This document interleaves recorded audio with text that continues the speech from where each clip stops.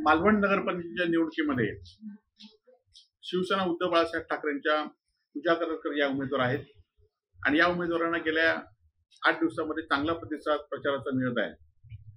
खरं तर या विभागाचे आमदार निलेश राणे हे सातत्याने लोकांना वेगवेगळी आश्वासनं देत असतात आणि कालच मी त्यांची एक मुलाखत ऐकली की विकासाचा रोड मॅप किंवा विकासाचं विजन त्यांनी सांगितलं।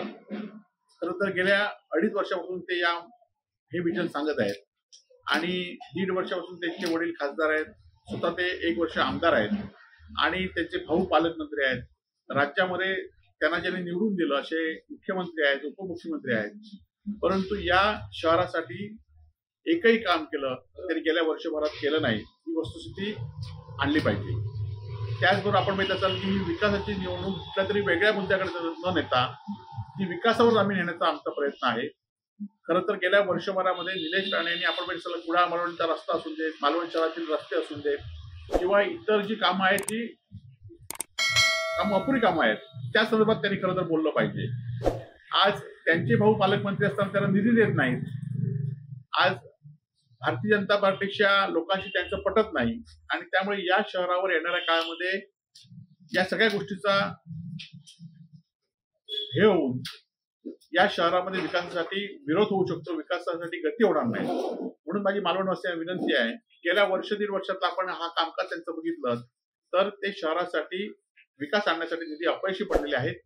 फक्त ते आपलं विजन वारंवार सांगत असतात, परंतु विजनाचा प्रत्यक्ष या ठिकाणी येत नाहीत।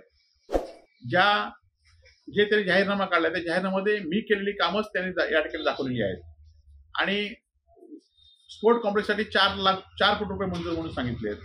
हा स्पोर्ट कॉम्प्लेक्स कुठे होणार आहे, त्याला कुठला निधी आणलाय तर काही सांगितलं नाही आणि त्यामुळे आज ते खोटी आश्वासनं वेगवेगळ्या ठिकाणी देत आहेत।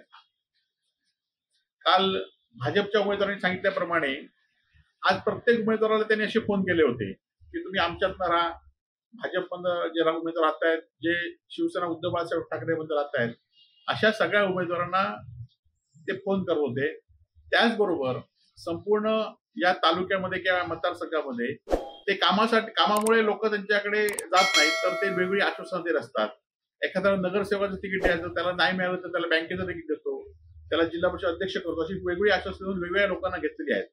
परंतु हा फुगा आता या निवडणुकीमध्ये लोक फोडतील अशी आम्हाला खात्री आहे, कारण त्यांनी जे सांगितले ते कुठलेही कामं ते करू शकले नाहीत आणि आज त्यांचेच भाऊ पालकमंत्री त्यांना निधी मिळत नाही तर भविष्यात या मतदारसंघामध्ये काय निधी आणणार आहेत आणि त्यामुळे अपयशी ठरलेल्या या आमदारांना येणाऱ्या निवडणुकीमध्ये अपयशी असल्याचं शिक्कामोर्तब मालवणवासी करतील अशी मला खात्री आहे आणि त्या मालवणच्या सुजाण नागरिकांनी इतर कुठल्या गोष्टीकडे लक्ष न देता या शहराच्या विकासाकडे, या शहराच्या नगराचे उमेदवार आणि आमचे नगरसेवकांचे लक्ष देऊन जे फोडाफोडीचं राजकारण चालू आहे, निवडणूक आले की आता खरं तर आज त्यांना निवडणुकीमध्ये जी आश्वासनं गेल्या विधानसभेमध्ये दिली होती ती दिली नव्हती।